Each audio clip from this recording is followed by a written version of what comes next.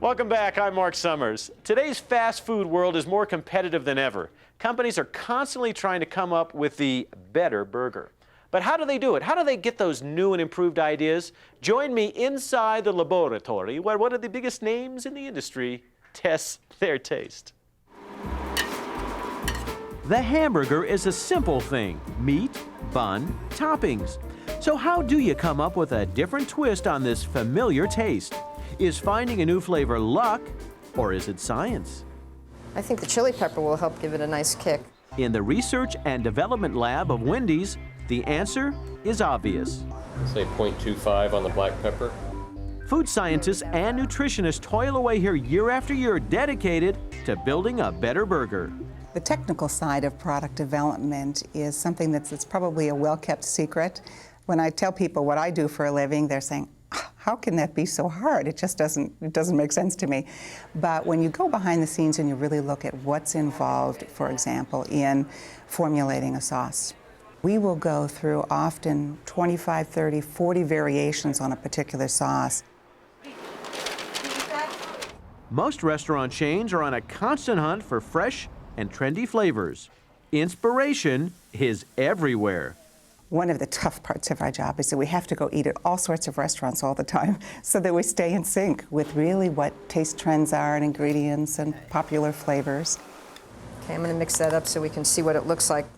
Once the R&D team have picked a concept, say a new mustard sauce or a spicy cheese topping, they start perfecting that flavor. In a typical day in our R&D test kitchen facilities, if we're creating some new hamburger formulas, we might have 15 or 20 types of cheeses that we're tasting that day that we brought in from suppliers. And we may have 10, 20, 30 sauces we'll taste. Spices go in and get taken out. New combinations are mixed, recorded, and judged. It is good. After the food scientists think they've gotten close to the right taste, it's test time.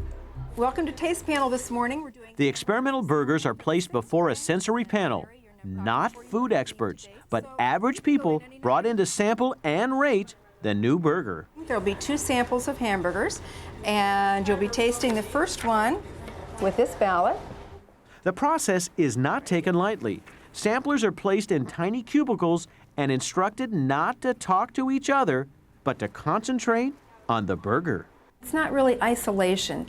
It's a little bit of privacy so that you have your own space to make your own decisions. You aren't swayed by the person next to you whose face might go, oh, I don't like onions, or this is really a great burger.